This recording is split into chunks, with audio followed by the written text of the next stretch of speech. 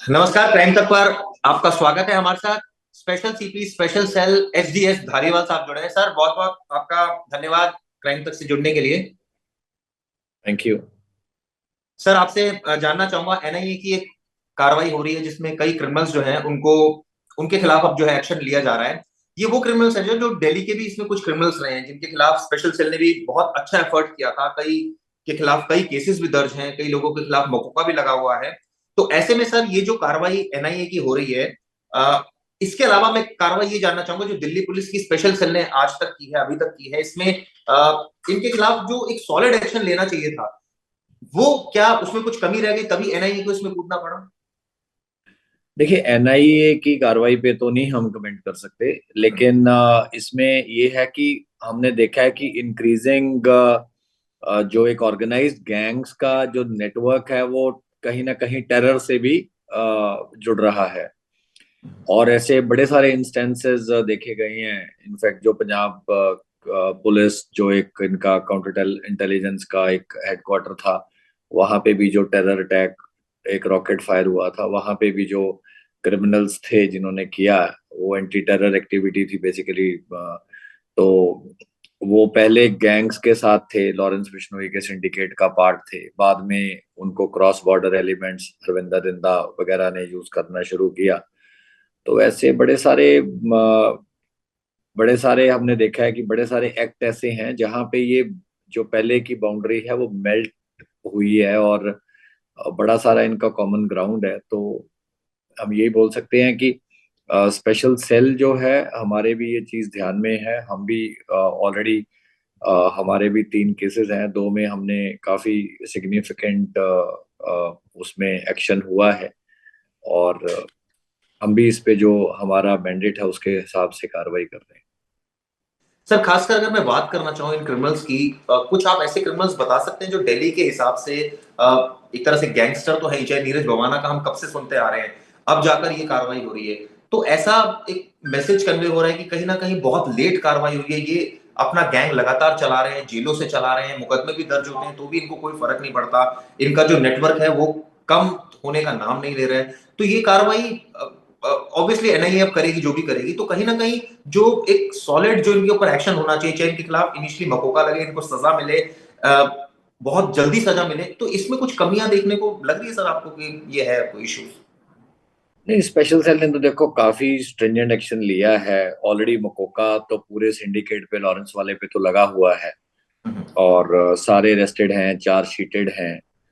और जो दूसरा राइवल इनका गैंग है, कौशल चौधरी, लक्की पटियाल वाला सिंडिकेट जो है, उस पे भी मकोका क्या जो जो उनका ग्राउंड वर्क देख के आगे लगाया जा रहा है। तो MCOCA is a very stringent this thing.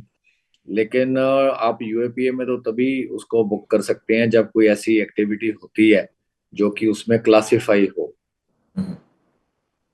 लेकिन सर, इसमें ये बात तो आप मानेंगे ना कहीं स्पेशल सेल ने बहुत अच्छा काम किया, इसमें मैं कोई दो राय नहीं है, लेकिन कहीं ना कहीं ये अभी भी लोग अपने गैंग ऑपरेट कर रहे हैं, जेलों से ये एक्टिव रहते हैं, सारी प्लानिंग में इनका नाम सामने आता है, चाहे गोल्डी बरार की बात हो, लॉरेंस की बात हो, कौशल की बात हो, लकी पटियाल की बात हो, कहीं ना कहीं इन एंड आउट इनका ही रोल सामने आता है। ये पता होने के बावजूद ये एक तरह से कहा जाए सर, क्रिमिनल जस्टिस सिस्टम से मजाक नहीं कर रहे हैं लोग। ये इनको पता है कैसे कानून जो है वो उसको एक तरह से ट्विस्ट करना है, कैसे इनको अब ये इतने बड़े बड़े इंसिडेंट करने के बावजूद ये लोग इस तरह से कर रहे हैं, सारे इंसिडेंट्स फिर लगातार कर रहे हैं। देखो, ये एक कॉन्टिन्यूस एफर्ट है चिराग। मतलब इसमें आप ये नहीं कह सकते कि आपने वन टाइम किसी को बुक कर दिया और उसके बाद वो कुछ होगा ही नहीं। ये तो अगर किसी को आप सॉलिटरी प्रिजन कन्फाइनमेंट में डाल दो जहां उसका कोई इंटरफेस ही नहीं सालों साल, तो रुक सकता है। लेकिन वो तो कोई ह्यूमन राइट्स और जेल के जो रूल्स हैं उसके हिसाब से तो वो नहीं पॉसिबल होता। तो जेल में ये बड़े लोगों का, इनका इंटरफेस होता है, इनकी कोर्ट अपेयरेंसेस हैं, इनकी मुलाकात भी है जो नॉर्मल प्रिजनर को as per jail rules allowed है। तो जब इनका कोर्ट अपेयरेंस है, इनको मुलाकाती भी आते हैं, इनके एसोसिएट्स से भी इनका इंटरफेस हो जाता है। काफी नए यंगस्टर भी इनको, जो फर्स्ट टाइम क्राइम में गए हैं या सेकंड टाइम गए हैं, वहां भी कहीं ना ना कहीं जाके, इतनी जेलों में भी कंसंट्रेशन ज्यादा है कि सेग्रीगेशन नहीं हो पाती। बड़ी सारी वनरेबिलिटीज तो हैं। तो अब आप किसी को ऐसा तो आइसोलेट नहीं कर रहे कि उसका किसी और से, वो तो तभी हो सकता है। लेकिन जब तक ये एलिमेंट ऑफ इंटरफेस रहेगा, और कुछ हद तक कोई ना कोई नए यूथ हर तरीके की आइडियोलॉजी से मोटिवेट हो जाते हैं, इम्प्रेशनेबल एज होती है। सर आप इतने सीनियर पुलिस ऑफिसर हैं, आपका बड़ा वास्ट एक्सपीरियंस है पुलिसिंग में। अ, आप किस, जैसे आपने बताया ये सारे सजेशंस हैं कि ये एक ऐसी चीजें हैं जिसकी वजह से ये लोग ऑब्वियसली क्राइम कर रहे हैं, इनको एक तरह से मौका मिल रहा है क्राइम करने का, और ये फितरत भी इन लोगों की है। तो इतना होने के बावजूद आप लोगों ने गवर्नमेंट के लेवल पर कुछ उनको राइट अप किया, लिखा ये सारी चीजें, ये कि कुछ चेंजेस होने चाहिए, लॉ में बदलाव होने चाहिए, कुछ इस तरह से चीजें होनी चाहिए ताकि ये जो क्रिमिनल एक्टिविटीज हैं कि बहुत पहले जो बंद हो जानी चाहिए वो नहीं हो पा रही, या सरकार सुस्त है? मतलब खुलकर सर बोलिएगा जो आपको लगता है बिल्कुल जो सच है। नहीं नहीं, सरकार तो अलर्ट है, तभी तो इतना एक्शन हो रहा है हम्म। कि कुछ हद तक तो थोड़ा बहुत क्राइम तो बिल्कुल ही किसी भी जगह पे एलिमिनेट नहीं हो सकता। हम्म। थोड़ा बहुत एलिमेंट ऑफ क्राइम की तो पॉसिबिलिटी रहेगी जब तक ह्यूमन रेस है, और जब तक इतना बड़ा पॉपुलेशन हमारा है। हम्म। तो उसका बड़ा माइनर सा परसेंटेज भी अगर कुछ ऐसा करता है तो उससे कुछ वारदातें तो होगी। हम्म। लेकिन आई वुड से कि एजेंसीज और सारी ऑर्गेनाइजेशंस तो काफी अलर्ट हैं, और ये तो एक कॉन्टिन्यूस बैटल है। जो एंटी नेशनल फोर्सेज हैं वो तो लगातार कोशिश करती रहती हैं कि कुछ ना कुछ किया जाए। और तो यही बोल सकते हैं कि ये largely due to proactiveness of the various agencies हैं कि बहुत ज्यादा हम महफूज रखने में कामयाब होते हैं। लेकिन हाँ, 100% किसी भी चीज को प्रिवेंट करना ऑलमोस्ट इम्पॉसिबल है। हम्म। सर अभी हाल ही में सिद्धू मूसेवाला में भी बड़ी गिरफ्तारी की जिसमें मुंडी को अरेस्ट किया पुलिस ने।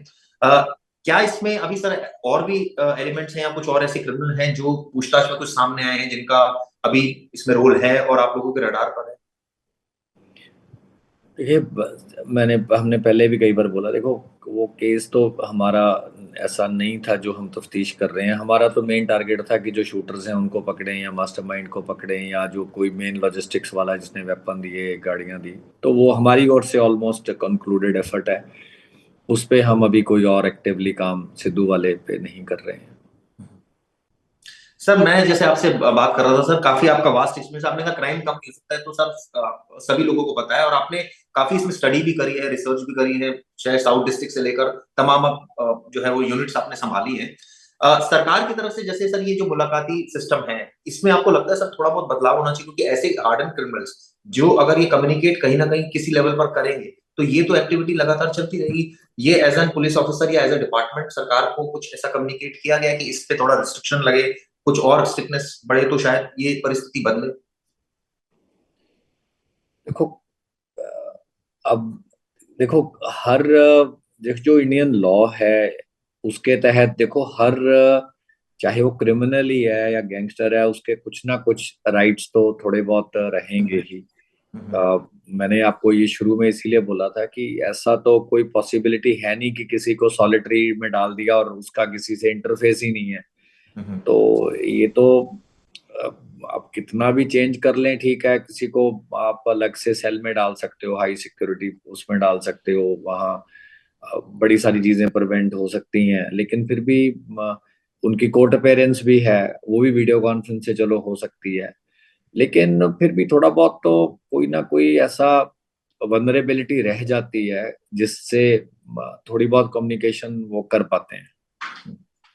सर कुछ और गैंगस्टर्स हैं जिनके बारे में आप बताना चाहेंगे जो स्पेशल सेल ने जिसमें कार्रवाई की? क्योंकि मैं सर, मुझे याद है जब से मैं क्राइम रिपोर्टिंग कर रहा हूँ तब से मैं नीरज भवाना का नाम सुन रहा हूँ, और लगातार कई बार गिरफ्तार हुआ, कई बार जो है वो कार्रवाई हुई, लेकिन आज तक ये भी सुनते आ रहे हैं कि वो दिल्ली का दाऊद है, उसने कई सारे गैंग चला रहा है, वो अभी भी तिहाड़ जेल से चला रहा है, वो लॉरेंस के खिलाफ चल रहा है, उसके अभी भी गुर्गे काम कर रहे हैं। तो सर ये एक्टिविटी अगर सुनने में आती है तो कहीं ना कहीं ये एजेंसीज को भी पता है और उनके माइंड में भी ये बात आती है कि ये कहीं ना कहीं अभिशाप है सोसाइटी को लेकर, कि अगर ऐसे क्रिमिनल्स जो है अभी भी एक्टिव हैं, इतना एक्शन होने के बावजूद, इतना एफर्ट लगने के बावजूद अगर ये लोग इतने एक्टिव हैं, तो ऑब्वियसली ये तो चैलेंज है सर एक सोसाइटी के लिए।